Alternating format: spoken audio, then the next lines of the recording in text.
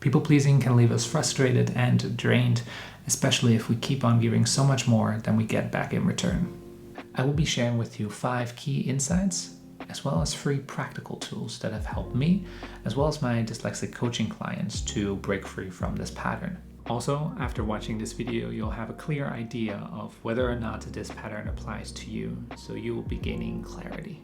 And I will be sharing part of my personal journey with this pattern as a dyslexic and somebody who has been focusing on the topic of dyslexia since 2015.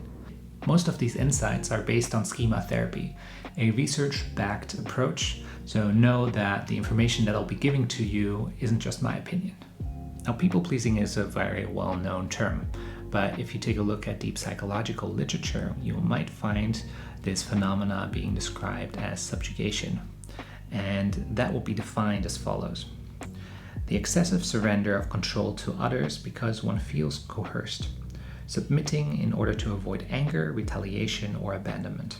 And then they write there are 2 forms of subjugation, one being out of fear and the other one being out of guilt. And that might drive your people-pleasing behavior. They also write that it usually involves the perception that one's own desires, opinions, and feelings are not valid or important to others. People-pleasers tend to ignore their own wants and needs. Right now it's beautiful weather outside and I would love to be out there, so let's try to establish a different pattern and get out there. When we change our behavior, we can often already have a positive impact on the way we feel around a topic, like for example, people-pleasing. Now, if you're actually not 100% sure if this is a pattern that actually applies to you, then I have a couple of questions for you that you can ask yourself, and the more oftentimes you answer yes, the more likely it is that this is a issue for you in your life and something that you might want to work on. So here they are. I'm afraid if I do not give in to others people's wishes, they will retaliate, get angry, or reject me. I have a lot of trouble demanding that other people respect my rights. I go to great lengths to avoid confrontation. I give more to other people than I get back in return. I feel guilty when I put myself first. I feel the pain of other people deeply, so I usually end up taking care of the people I'm close to. I worry a lot about pleasing people and getting their approval. Now, if you just agree to most of these statements, then it's a great pattern for you to work on. And I can tell you from personal experience that it's really rewarding when you make progress with it. Now, if you're still asking yourself, well, am I maybe just an easygoing person? Or am I just being nice? And you have a hard time differentiating? Then what you can do is you can ask yourself, am I doing this out of fear? Or out of the wish for approval? And if so, then it's more likely to be people-pleasing than it is you just being nice. Now let's explore a bit what the origins of this pattern might be. Well, one element certainly is that dyslexics tend to have a lower self-esteem, and people-pleasing and low self-esteem are connected. So if you're less convinced of yourself, then you're more likely to do what other people say yes more often than you maybe should, and we might use subjugation or people-pleasing as a way to navigate social situations that we find uncomfortable. It might help you to reduce some of your anxiety, and this stems from childhood, where we failed a lot and we're kind of on the lookout and afraid that we might get into a pattern of failure over again.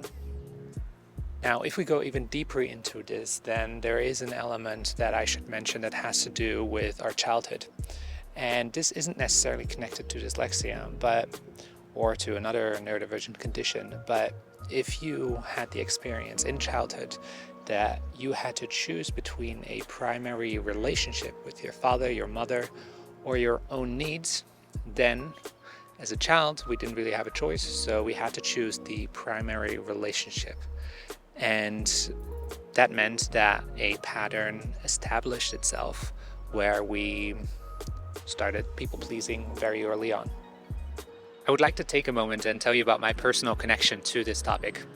So For a long time, and this might sound a little weird, I really disliked people that were overly nice. And the reason for that, I discovered, is because they kind of held a mirror up for me and reflected back to me what I was doing.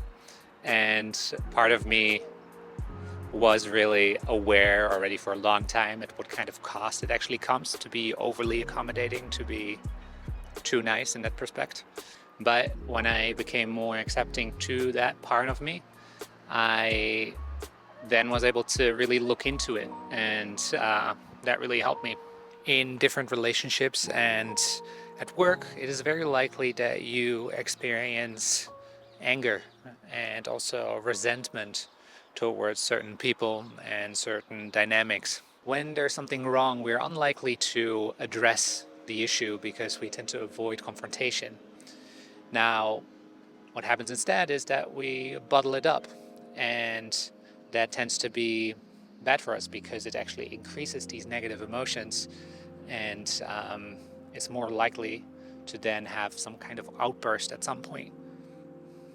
And that doesn't help us at all, especially not at work. Now, at this point, you might not feel angry at all, but if you take a look at the give-get ratio when it comes to different relationships in your life, you might be able to get in contact with that emotion. And that would be important because it is just anger most of the time, and it will give you a great deal of motivation to actually work on this issue.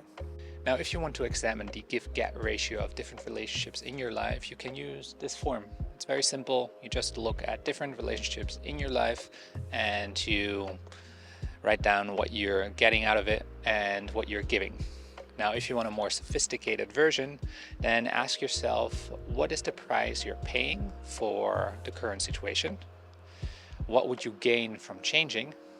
And also, what have you gained from not changing, from remaining where you are, basically?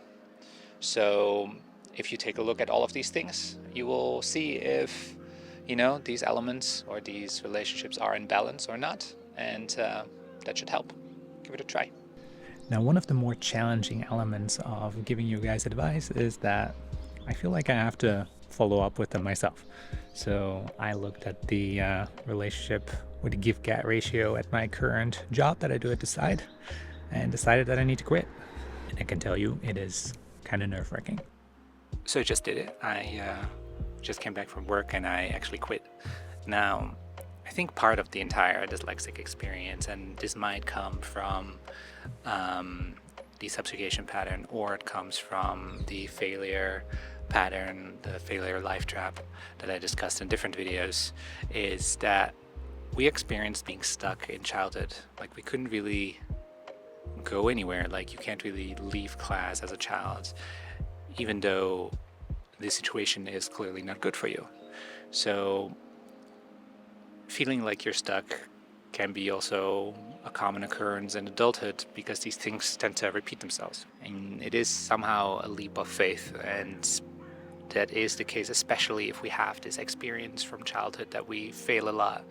We might not be so confident with ourselves to do this kind of thing, and then we end up in a place where we feel stuck, feel like we cannot leave, cannot change our situation. And to then take that leap of faith and to believe in yourself and do it is great. And I hope that I can inspire someone out there to do the same. Another tool that you can use is a self-monitoring table. Basically, you write down what the situation is like, what you think about it, and how you feel about this situation, and then what kind of behavior resulted out of those thoughts and feelings. Now, if you want to take it one step further, you can actually also ask yourself, what were the consequences of this situation, and write those down. For example, you felt ignored, or you felt like your emotions were, flaring up in a way that you were really uncomfortable with. Now, this exercise is not just for you to get an overview of what's going on and to see what's happening. It is actually about something deeper. Namely, when you ask yourself the question, who is observing? Then the answer would be, well, it would be the side of you that has these wants and needs. And by taking that perspective of the observer, you actually strengthen that authentic side of you. So that is why this would be a powerful exercise. Another exercise that is likely going to be helpful to you is to form your own preferences and opinions. Now, when we're so focused on the other person, then often we kind of lose touch with these things. So you might even not know what they are at the moment. But I have a couple of questions for you that you can use as a guideline. In the past, when my wife used to ask me, so what do you want to do? My automatic response often was, well, what do you want to do? And if you do that over many, many years, then you might get in a situation where you do lose touch with your own preferences, and then making decisions becomes also harder. So here are a couple of questions that can help you with this. Now, when you start to work on your people-pleasing behavior, it's all too easy to beat yourself up about it. You might tell yourself, I'm such a wimp, I'm such a pushover, and why am I doing this? But this pattern kind of has the strength of a lifetime. We repeated this behavior so many times that it got very ingrained. So naturally, it is kind of hard to change.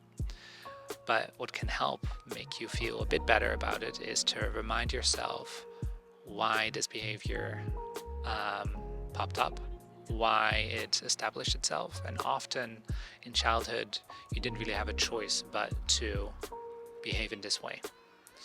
Also, try and give yourself credit for all the little changes that you are able to make and celebrate them. So give it a try, and see you in the next one. Bye.